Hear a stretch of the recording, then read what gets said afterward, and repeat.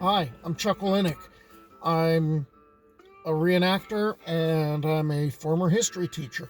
I used to use my hobby of historical reenactment to bring history to life for my students in the classroom.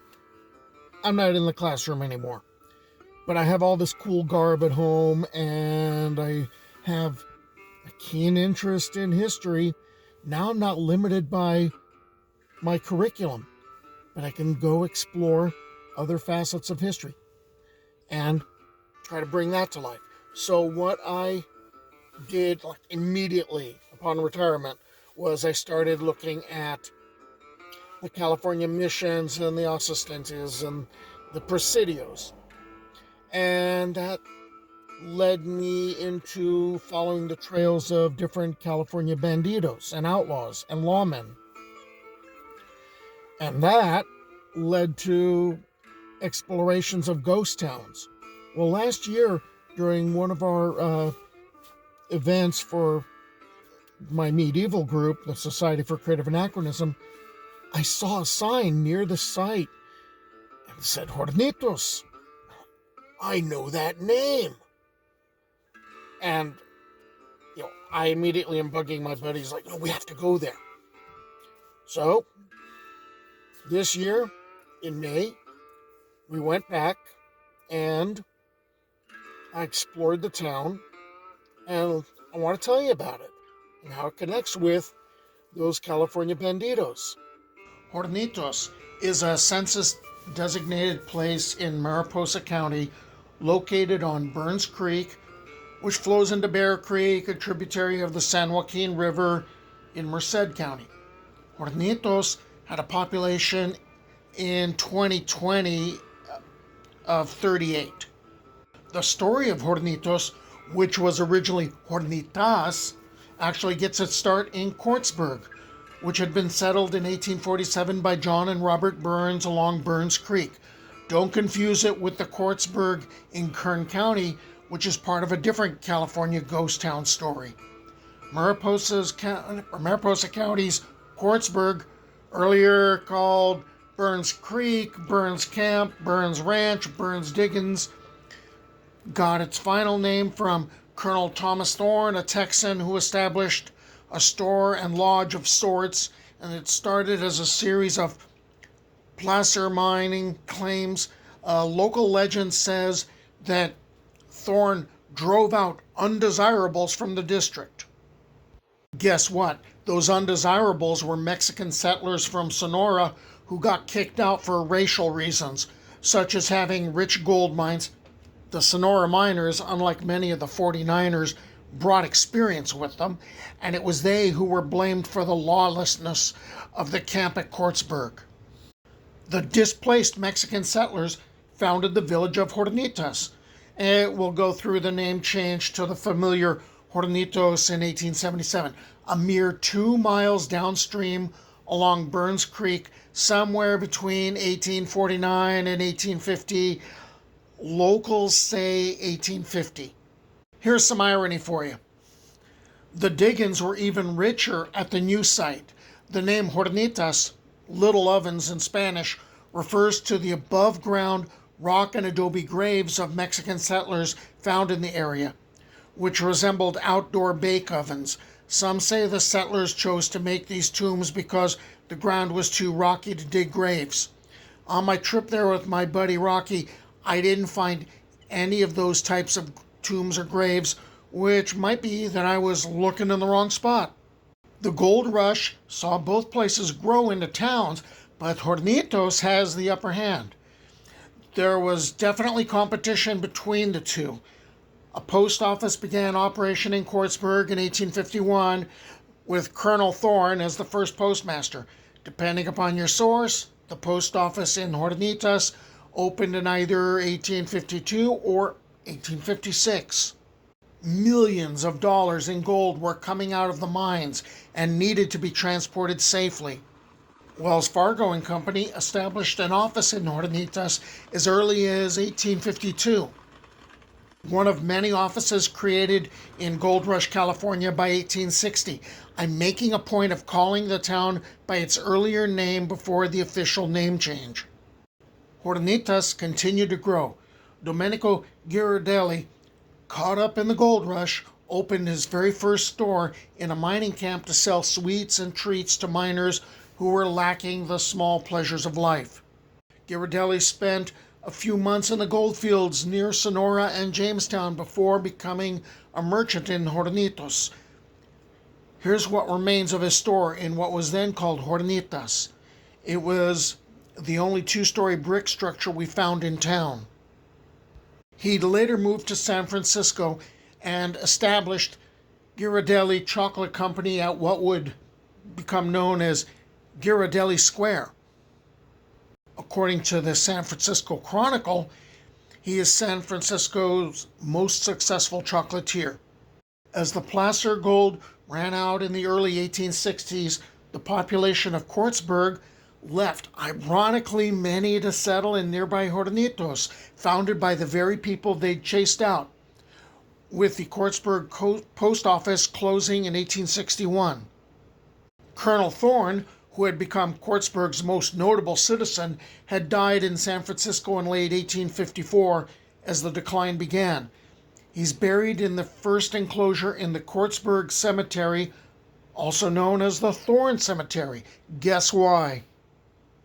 Which is all that remains of Quartzburg, since everything else was bulldozed to create Highway J16. By 1860, Hornitos had a population of 6,000. 10 years later, 10,000. It was the center of a thriving gold mining district. In 1877, it officially changed its name from Hornitos to Hornitos, and it became the first and only incorporated town in Mariposa County. That increase in population and a mining boom town brought a fair degree of lawlessness. You'll note the jail. There's the story of what was described as a mulatto barber, whose name is lost to history. He was struck in the face by a white customer who thought he was being insulted.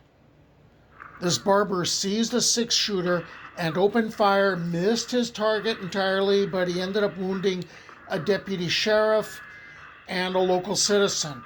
He'd somehow get a hold of 3 additional six-shooters, shot at every man in sight, who fired over 100 rounds at him and missed before the barber escaped from Hornitos. The most famous outlaw, and there's a poster of him up in town, that'd be Joaquín Murrieta. His gang conducted a rampage of lawlessness in and near Hornitos and pretty much all over California. And in Hornitos, he was in disguise and killed his old friend Joe Lake for betraying his trust and warning the town of his presence. Well, the rampage was so bad that the California Rangers were formed in Quartzburg under the leadership of Harry Love in 1853, and their purpose was to hunt Murrieta. I've covered Murrieta in my Chasing Bandidos 3 and 4 if you want to know more. Okay, Murrieta is the most famous one, but there were other outlaws attracted by the gold and famous lawmen to hunt those outlaws. Sheriff Benjamin K. Thorne, who had served as sheriff and deputy sheriff for a period of some 47 years, including during the gold rush, and had brought to justice many of the worst criminals who had flocked to California in search of easy money, including the famous Black Bart. Thorne led a 20-man posse in search of Charles Williams in the Hornitos area. Williams had rushed him with an axe, then tried to flee before Thorne shot him and brought him to justice in Mariposa, and Thorne got a lot of questioning about maybe he didn't need to shoot. Others applauded him. Then there's Ben and Dudley Johnson, known as the Tulare Twins, who really wanted to be like the Dalton brothers who were in Tulare, whom they hero worshipped. But they weren't really good at robbing trains. They ended up blowing up the car which had the money in it, in a scene which probably got used for Butch Cassidy and the Sundance Kid. managed to evade a manhunt which scoured the hills between Cadiz Valley and Hornitos in 1898. I covered their story in Chasing Bandidos 28 if you want to know more. Then there's the story of Lafayette Punch Chaucer, who had been on both sides of the law. In the 1870s, he joined the staff of Sheriff John C. Clark of Mariposa County as a deputy. In May of 1878, a local Indian named Willie Ross was captured for suspicious behavior, and there had been a series of murders in the area. A vigilante organization, the Chowchilla Rangers, sought their own brand of justice on June 19th, but were denied it. In January the next year, the Rangers sought to try again. But Sheriff Clark and Punch got Ross out of a window of the jail, and Punch passed through Hornitos, getting fresh horses for he and his prisoner, making the wild 45-mile ride to Merced in 4 hours, record time, delivering his prisoner safely into the Merced jail 15 minutes before a couple of his pursuers showed up. The route that I marked in red is the way I think Punch would have taken with his prisoner. He wouldn't have had to go too far out of his way to get fresh horses in Hornitos.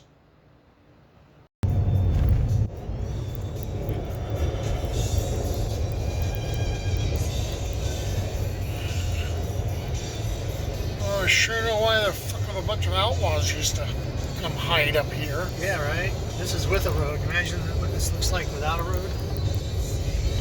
Yeah, I got a good imagination going. It's gonna it would suck. It would suck, yeah. Point of historical interest, that sounds like a good plan.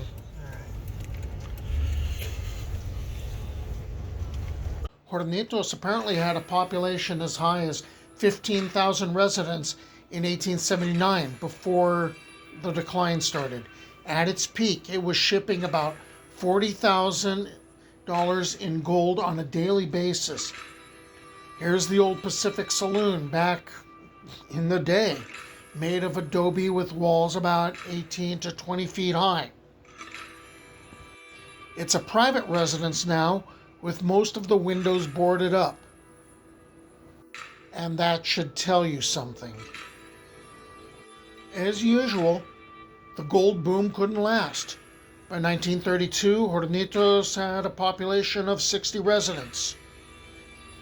The incorporation of Hornitos was abolished by state statute in 1973, leaving it a census-designated place, as well as a California landmark.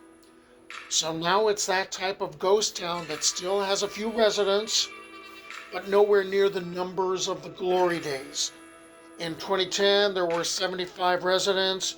In 2020, there were 38.